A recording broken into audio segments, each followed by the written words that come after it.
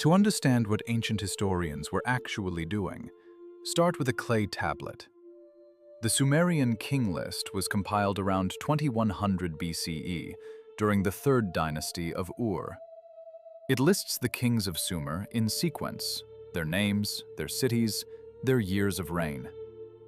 The first king on the list is Alulim of Eridu. His reign, 28,800 years. The second king, Al-Aljar, 36,000 years. By the time the list reaches its eighth antediluvian king, the total exceeds 240,000 years of rule. And then, the flood happens, and the list continues. What's striking is not the impossible numbers, it's that there is no break in the text. The scribe did not write, "And now we enter the historical period." There is no asterisk, no disclaimer. The mythological and the historical sit side by side in the same column, in the same script, with the same formatting. This was not deception. It was a different understanding of what history was for. For the scribes of Ur, a king list was not a fact-checked database. It was a legitimating document, a way of anchoring the present dynasty to cosmic time. The astronomical reign lengths were not errors. They were a genre signal, a marker that these rulers belonged to a different order of time entirely, one that preceded the world as the scribes knew it. Modern scholars can identify the approximate point where the list shifts from cosmological framework to administrative record. The scribes of Ur left no such label. Their readers didn't need one. We just forgot how to read the signal. Half a world away, and 1,500 years later, a very different approach to the past was taking shape. In the state of Lu, in what is now eastern China, scribes were keeping records of a different kind. The Chunqiu, the Spring and Autumn Annals, covers the years 722 to 481 BCE. It is one of the earliest surviving Chinese historical works to use a consistent analytic format, dated entries, in sequence, year by year, and it became the model for later chronicle traditions. A typical entry reads something like, "In the spring, the first month, the Duke met with the lords of Qi." That's it. No interpretation, no explanation of why, just when, who, what. Tradition associates the Chunqiu with Confucius, who is said to have edited or compiled it during the late years of his life, though modern scholars debate the extent of his direct involvement. What is clear is that the text became foundational to Confucian historiographical philosophy. Whether Confucius shaped the text directly or not, the format itself represented a philosophical commitment, that the past should be recorded without embellishment, in the order it happened, with dates attached. This was not the obvious approach. It was a deliberate choice, and a contested one. For millennia before the Chunqiu, humans had recorded the past without strict chronological anchoring. Oral epics, king lists, foundation myths, all organized by importance or cosmological order, not calendar sequence. The annalistic format, year, month, event, was an innovation, a technology of the mind as much as the hand. And it spread. Slowly, unevenly, but it spread. Westward through diplomatic correspondence, eastward through tributary states, and eventually into the chronicle traditions of medieval Europe. The Chunqiu's format would influence how generations of scribes understood what a historical record was supposed to look like. Dry, precise, dated, stripped of the cosmic scaffolding that had held up the Sumerian king list. Back in the Mediterranean, a different problem was preoccupying historians. Not how to date events, but how to represent what people said. When Thucydides wrote his History of the Peloponnesian War, he was working from memory, from informants, and from his own judgment about what the historical moment demanded. He had been exiled from Athens after a military setback at Amphipolis in 424 BCE, where he was serving as a general. He spent approximately 20 years away from Athens during and after the war, during which time he gathered accounts from both sides of the conflict. He had not witnessed every event he described. Some speeches he may have heard directly, others he reconstructed from second-hand accounts and inference, working always from what sources he could gather about the general sense of what had been said. So when he came to write the speeches, the great orations that fill his history, he faced a choice. He could leave them out, or he could reconstruct them. He chose reconstruction, and he told us exactly what he did. His standard, he wrote, was to keep as close as possible to the general sense of what was actually said, while making the speakers say what the situation demanded. What the situation demanded. This is not fraud. It is a different genre of truth-telling, one anchored in reported substance, not pure invention, and one ancient readers understood and modern readers keep misreading. Thucydides was not trying to deceive. He was trying to convey what mattered, the logic of the moment, the pressures on the speaker, the stakes of the decision. The speech as an argument about what history required, shaped by the substance of what sources told him had been said, not a transcript of what lips moved. But here is what this means for every ancient quotation you have ever read.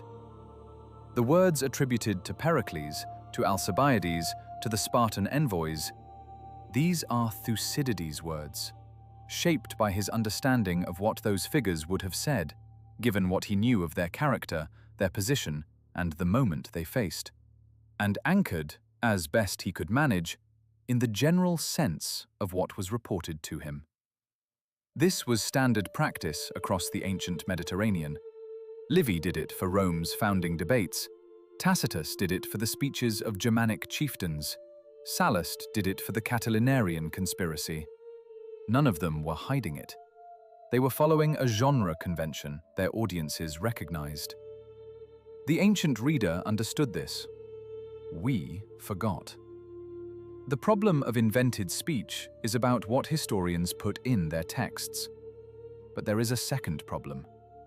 What historians put in their texts about events they could not possibly have witnessed, events separated from the moment of writing by centuries, sometimes a millennium. The Anglo-Saxon Chronicle is a set of annals written in Old English, recording the history of the Anglo-Saxons from the earliest times through the Norman period. It was begun in the late 9th century, under the reign of Alfred the Great, a king who understood that controlling the written record of the past was a form of political power. But its entries reach back centuries before that, to the Roman period, to the migrations, to events no living witness could have described, and no contemporary document had recorded in English. The scribes were not lying. They were doing what historians had always done, reaching backward with the sources available to them: Latin chronicles, oral tradition, dynastic genealogy, filling the record as best they could and giving it the same dated format as their contemporary entries. The Annals of Ulster show the same pattern, more sharply. The Annals claim to record Irish history from approximately 431 CE onward. But the manuscript we actually have was compiled in its surviving form from the late 15th century. That is a gap of roughly 1,000 years between the events described and the text that describes them. Scholars in the field of Celtic historiography now assess entries before approximately 550 CE as largely retrospective reconstructions based on analysis of source patterns and textual evidence. These entries were assembled from earlier sources, oral traditions, and liturgical records that may themselves have been centuries removed from the events they described. This does not make the annals useless. It makes them a different kind of source, a record of what later scribes believed, preserved, and chose to transmit, which is itself historically significant. Every text has a compilation date, and a claimed coverage date, and a gap between them. That gap is where interpretation lives. So what do we do with all of this? We do not throw the sources out. We read them differently. When Thucydides gives us Pericles' funeral oration, we are reading Thucydides' understanding of what Athenian democratic ideology required at that moment. His argument about what the war meant, dressed in the voice of the man who best embodied it, and shaped by whatever reports he could gather about what Pericles actually said. That is still enormously valuable. It is just a different kind of value than verbatim transcript. When the Sumerian king list gives us a king who reigned 43,200 years, it is telling us something real about how the third dynasty of Ur wanted to position itself in cosmic time, about how legitimacy was constructed through lineage reaching back before the flood. When the Annals of Ulster reach back 1,000 years to events no scribe could have witnessed, they are preserving fragments, oral, documentary, liturgical, that would otherwise be entirely lost. The reconstruction is the survival. And when John Malalas, the 6th century Byzantine chronicler, inherited problematic reign lengths from earlier sources and incorporated them into his own chronicle, he was doing what every compiler before him had done, trusting the format of the record more than the plausibility of the numbers inside it. He had no way to verify which reigns were legend and which were administrative fact. The annalistic column told him they were equivalent. He believed the column, and that choice had consequences. His errors passed forward into the medieval chronicles that relied on him. The error is not theirs alone. The error is also ours, when we read a genre of writing as if it were a different genre entirely. Thucydides told us what he was doing. In Book 1, Chapter 22, he kept his receipts. The question is whether we were paying attention. These texts remind us that writing history has always been an act of interpretation, and that the most honest historians have always said so, openly in the first chapter. The Sumerian king list doesn't mark where mythology ends and history begins. The Annals of Ulster reach 1,000 years backward without blinking. Thucydides composed speeches anchored in reported substance and told you he did. John Malalas inherited the problem from all of them and passed it forward. The boundary between myth and history is not a line ancient writers drew. It is a line we keep trying to impose on them, and the sources keep refusing to hold it. I'm here to help you know chronicles, annals, and history writing, not as a collection of records, but as a set of choices made by real people under real constraints, with methods they were often more transparent about than we give them credit for. Thucydides explained his method in Book 1, Chapter 22. Which speech in his history will you now read differently? And which ancient historian's admission still surprises you most? Keep your receipts. History's authors did too.